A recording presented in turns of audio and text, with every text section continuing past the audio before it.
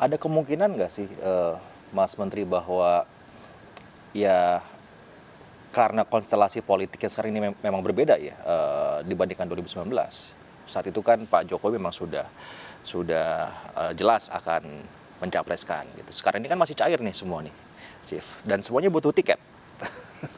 Ketika Gerindra sudah jelas membawa atau mengusung nama Bapak Prabowo, sementara itu juga sebetulnya kapasitinya seorang Sandiaga Uno juga kapasitasnya capres juga gitu ya. Ya nggak mungkin pakai the same boat, same ticket begitu, Mas Menteri.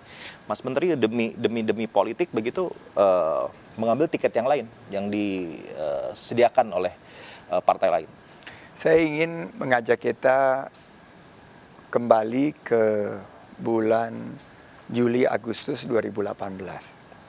Saat itu Bapak Presiden akan mencalonkan diri dan memilih calon wakil presiden. Dan waktu itu juga belum diputuskan sampai last minute. Saya masih ada di Moskow waktu itu. Wakil gubernur yang lagi bertugas Ya. membawa program Sister City. Dan yang nggak pernah terpikir saat itu kan, saya mendadak dipanggil sebagai kader Gerindra nih. Sebagai kader Gerindra, saya dipanggil dan diminta untuk berkomunikasi dengan beberapa partai politik.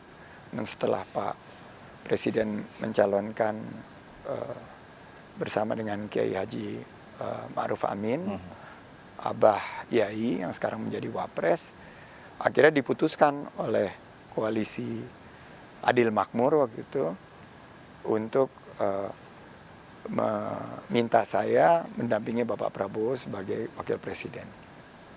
Itu malam itu saya diminta untuk meninggalkan Partai Gerindra.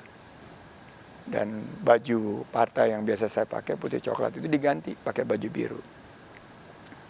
Jadi politik itu betul-betul last minute. Jadi kita nggak bisa berandai-andai.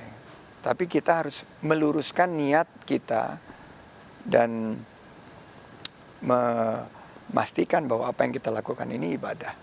Jadi saya akhirnya diminta berhenti sebagai kader Gerindra waktu itu 2018, dan saya berkampanye dengan PKS, dengan PAN, dengan Partai Demokrat waktu itu.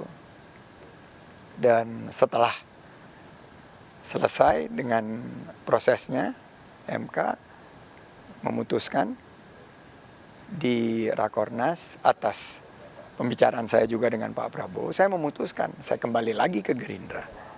Dan itu sudah terekam jejaknya bahwa itu loyalitas saya sebagai seorang yang melihat bahwa banyak kesamaan pola pandang saya dalam terutama pembangunan ekonomi, membuka lapangan kerja, memastikan ekonomi kerakyatan ini juga menghadirkan pangan yang terjangkau harganya. Sekarang banyak yang mengeluh biaya hidup tinggi.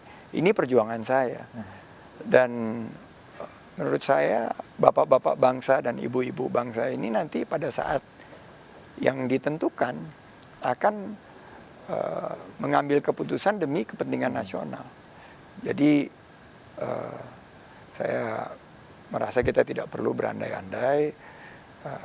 Arahan dari Pak Prabowo waktu itu, silahkan berkomunikasi, silahkan memenuhi undangan, karena apalagi yang undang kiai atau yang undang ulama itu kan wajib datang, tapi ya berkoordinasi dan tapi izin dulu memberikan gitu ya, kabar izin, dan Mas itu Menteri ya memang harusnya seperti itu. Dan saya sampaikan